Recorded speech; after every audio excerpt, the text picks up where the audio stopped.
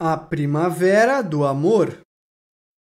Caíam as brumas do crepúsculo e Elsa, a menina que vivia na cabana do lenhador, ainda estava longe de casa. Ela havia vagado sob o sol da primavera em busca de campainhas e anêmonas selvagens, pois a criança gostava mais da companhia dos pássaros e das flores do que das brincadeiras rudes de seus irmãos. O lenhador e sua esposa diziam que ela era estranha e sonhadora, e não entendiam seus interesses, mas não eram os verdadeiros pais de Elsa. Eles eram gentis com ela, no entanto, e Elsa sempre tentava ouvi-los, mas às vezes ela se esquecia. Ela havia esquecido hoje. Sua mãe adotiva havia lhe dito para ficar perto da cabana, mas a ânsia de sua busca pelas flores que amava a levou mais para dentro da floresta do que nunca. A luz do sol desapareceu e a escuridão pareceu surgir repentinamente sob os galhos grossos das árvores. Os pássaros cantaram sua última canção noturna e foram para seus ninhos. Apenas um tordo solitário cantou alto logo acima. Elsa pensou que era um aviso para ela se apressar em voltar para casa. Ela caminhou rapidamente na direção do que ela pensava ser sua cabana, mas ela tinha apenas 7 anos e sentiu um pouco de medo. Então, não é de surpreender que ela apenas mergulhasse cada vez mais fundo na floresta. Agora, ela se encontrava no meio de um grande silêncio. As estrelas pareciam amigáveis e ela ficou feliz em vê-las, mas estava ficando terrivelmente frio. As flores colhidas murcharam e caíram de suas pobres mãozinhas entorpecidas, e ela estremeceu em seu fino vestido de algodão. Ah, o que ela não daria por ver a porta aberta e o fogo da cabana do lenhador, e um pouco de pão quente e leite, mesmo que fosse dado com uma bronca da esposa do lenhador. Ela lutou com seus pobres pezinhos cansados, porque parecia que a madeira estava ficando mais rala. Talvez houvesse uma casa por perto. Estava terrivelmente frio. Agora havia gelo no chão a seus pés. A lua havia subido e ela podia ver que todo mundo ao seu redor era branco e frio. Era estranho que ela tivesse forças para continuar, mas olhou para as estrelas e pensou que elas a guiavam. Finalmente ela chegou à beira da floresta, e ali se estendia diante dela um espaço amplo e aberto, com apenas algumas árvores espalhadas aqui e ali, e através de uma abertura das árvores, a lua fria brilhava sobre uma casa branca e silenciosa. A casa parecia tão morta e invernal quanto todo o resto, mas ainda era uma casa, e Elsa disse a si mesma que certamente alguém deveria morar nela. Então, ela agradeceu às estrelas amigas por guiá-la, e com a força que lhe restava, arrastou seus pobres pezinhos entorpecidos pelo caminho largo entre as árvores. No final da estrada, um portão de ferro estava aberto nas dobradiças, e Elsa se viu no que antes era um jardim. Agora os gramados e os canteiros de flores eram todos iguais, e uma camada ofuscante de gelo e neve congelada. Mas lá estava a grande Casa Branca, e de uma janela brilhava uma luz, certamente a luz de uma fogueira. Todo o resto estava escuro.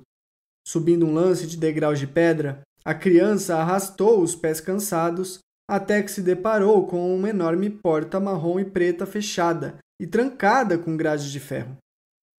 A grande aldrava pendia bem acima de seu alcance, mas com suas pobres mãozinhas ela batia na madeira.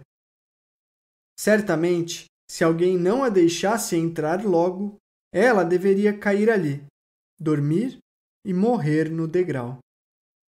Mas ao som de sua batida fraca, um cachorro começou a latir, e Elsa ficou apavorada, mas não conseguiu fugir. Então, em alguns momentos, a grande porta se abriu lentamente. Um homem alto, vestido como um caçador pálido ao luar, mas forte e poderoso, com uma longa barba escura que chegava quase à cintura, estava parado na porta.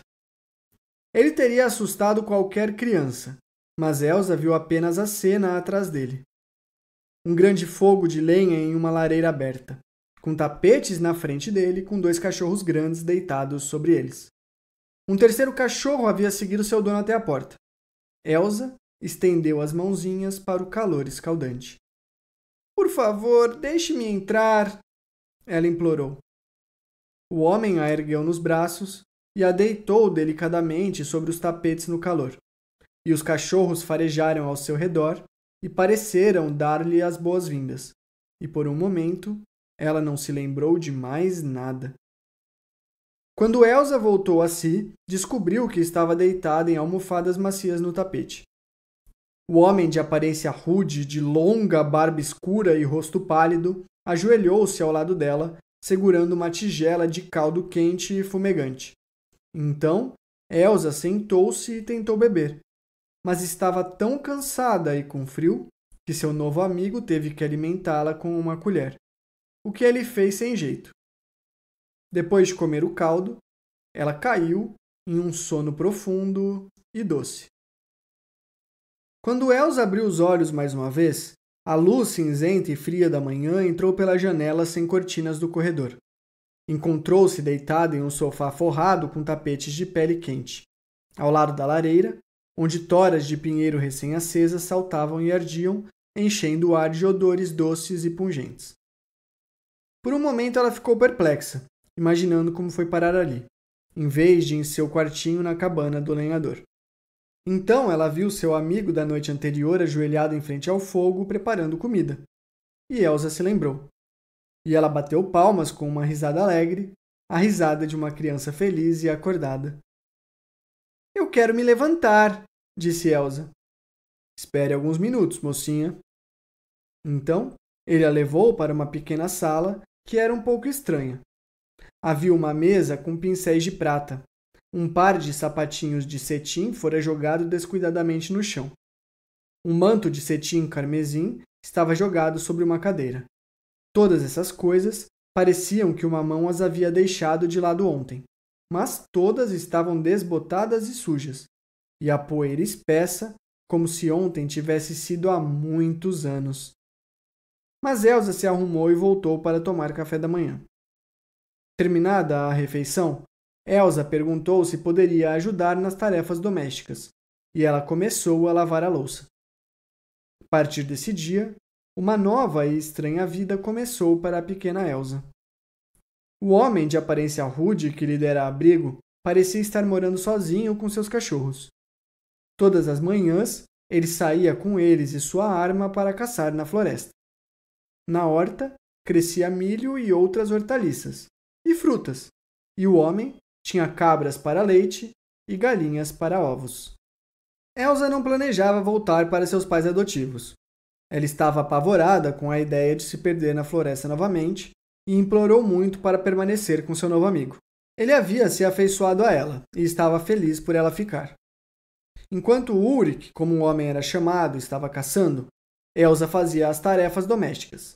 Praticava com agulha e linha e preparava o jantar.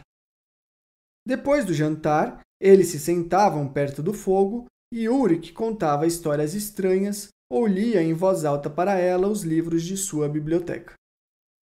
À noite, Ulrich ensinava-lhe muitas coisas, a ler e a escrever e até a falar outras línguas. Ele a começou a deixar vagar pela mansão.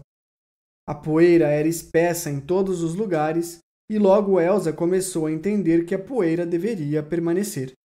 Nenhuma mão tinha permissão para tocar em nada naquela casa estranha e silenciosa, além do corredor e do quartinho que Ulrich havia arranjado como quarto dela. No entanto, havia uma parte da mansão que ela nunca frequentava. No final de um longo corredor, pendia uma pesada cortina de veludo, e atrás dela havia uma porta, sempre bem trancada. Apenas Ulrich às vezes ia lá e, quando voltava dessas visitas, ficava triste por muitas horas. As semanas se transformaram em meses. Todos os dias Elsa ansiava pela chegada da primavera, mas a primavera nunca chegou. O frio intenso e a geada continuaram, e com o tempo, o coração da criança também congelou, exceto pelo forte e caloroso amor que ela sentia por Ulrich. Elsa sempre se perguntava sobre o mistério que envolvia a vida dele e dela, mas ela nunca pensou em partir. Isso partiria o coração de Uric e o dela. E os meses se transformaram em anos, e Elsa tinha 12. Então, uma noite, Uric voltou de uma de suas visitas ao quarto fechado, mais triste e pensativo do que de costume. Pegou a mão de Elsa e começou a falar. Pequena Elsa, disse ele, eu contei o tempo, e agora faz 5 anos desde que você veio até mim. Você me disse então que tinha 7 anos. Agora você tem 12, e logo estará se tornando uma jovem mulher. Chegou a hora. Não é para eu ir embora, pai? Isso é para você decidir. Então está resolvido, disse Elsa tentando rir, pois nunca vou deixar você. Algo como uma luz de esperança brilhou nos homens nublados do homem. Olhos nos quais Elsa nunca tinha visto um sorriso, embora seus lábios sorrissem para ela com frequência. Ouça, disse ele. Antes de decidir, devo dizer-lhe tudo. Faz pouco mais de 11 anos desde que a maldição caiu sobre mim. Eu era um homem duro na época, Elsa. Duro, cruel e forte. Eu me vangloriava de nunca ter perdoado uma dívida ou perdoado um inimigo. Eu havia me casado com uma esposa jovem e bonita, e eu a amava apaixonadamente, mas à minha maneira dura e egoísta. Tivemos uma filha, uma menina. Então, com apenas alguns meses de idade. Era uma véspera de ano novo que decidi dar uma grande festa para o meu próprio ego. Todos os convidados vieram ao meu baile. Estávamos bebendo aqui nesse salão, quando ouvimos um choro. Era uma criança com dor. Ainda ressoa em meu coração. Minha esposa abriu a porta. Parada no degrau, havia uma mulher com uma criança nos braços. Um homem magro e faminto erguia-se através dela na escuridão. 2 outras crianças se agarravam a ela, tremendo e chorando. Estávamos no meio do inverno cruel e amargo. A terra estava congelada, dura e fria. Naquele dia, eu dei ordens para que essas pessoas pobres e famintas, como eram, fossem despejadas de suas casas. O homem eu suspeitava ser um caçador furtivo, e ele não estava trabalhando em nada, um imprestável. Mas minha esposa implorou que eu esperasse pelo menos até o verão. Agora ela se curvou para aquela pobre criatura no degrau que estava tentando amamentar e aquecer seu bebê em seus braços frios e sussurrou algo. Imaginei que fosse uma promessa de abrigo. Um a um, meus convidados foram embora. Em meu orgulho e raiva, fechei a porta e a tranquei. Uma voz ergueu-se no ar parado da noite. O som de uma maldição amarga. Uma maldição que repousaria sobre mim e sobre os meus. O frio do inverno e da morte, de desolação e remorso, impiedosos. Até que o amor humano reconquistasse a piedade humana e perdão. Pela manhã, a maldição havia caído. A mulher e o bebê que eu recusei foram encontrados em meus portões mortos. Os servos fugiram e me deixaram sozinho, levando com eles nosso filho. Minha esposa também morreu. A cabeça do homem caiu sobre as mãos. Por um momento houve silêncio no corredor. Elsa se levantou. Seu coração de criança sofreu com a terrível história. Ulrich se recuperou e continuou. Agora, Elsa, você sabe tudo, minha filha. Se você voltar ao mundo e me deixar para resolver meu destino, você não ficará sem um tostão. Eu tenho riqueza. Vou encontrar um lugar seguro para você. Uma casa, então. Vou tentar esquecer. Pai, querido pai, eu te amo. Você sente muito, não vou deixá-lo, não me mande embora. Alguns minutos depois, ele a levou para a sala fechada. Juntos, eles entraram e Elsa se viu em uma sala ricamente mobiliada. Perto de uma janela, havia um sofá coberto com um veludo escuro, e sobre o sofá, uma figura jazia estirada como se estivesse em um sono tranquilo e mortal ou esculpida em mármore. A figura era de uma mulher jovem e bonita. Seu vestido de cetim branco amarelara com o tempo. Seu cabelo dourado estava no travesseiro. É apropriado agora, disse Ulrich, que você venha aqui. Mãe, acorda! Ela disse: Mãe! Lentamente, os olhos escuros se abriram e posaram com um olhar de amor no rosto de Elsa. E assim, a maldição e as sombras do inverno eterno se foram da casa de Úric, e sua esposa voltou de seu longo sono. No devido tempo, o jardim também acordou com o toque da primavera, e as flores desabrocharam, e os pássaros cantaram nas árvores em flor, e o sol brilhou. E o amor de Elsa tornou-se cada vez mais profundo por seu pai e sua mãe, pois talvez você tenha sido esperto o suficiente para descobrir que a esposa do lenhador era a criada que levou consigo em sua fuga a filhinha de Úric na noite do baile de Ano Novo.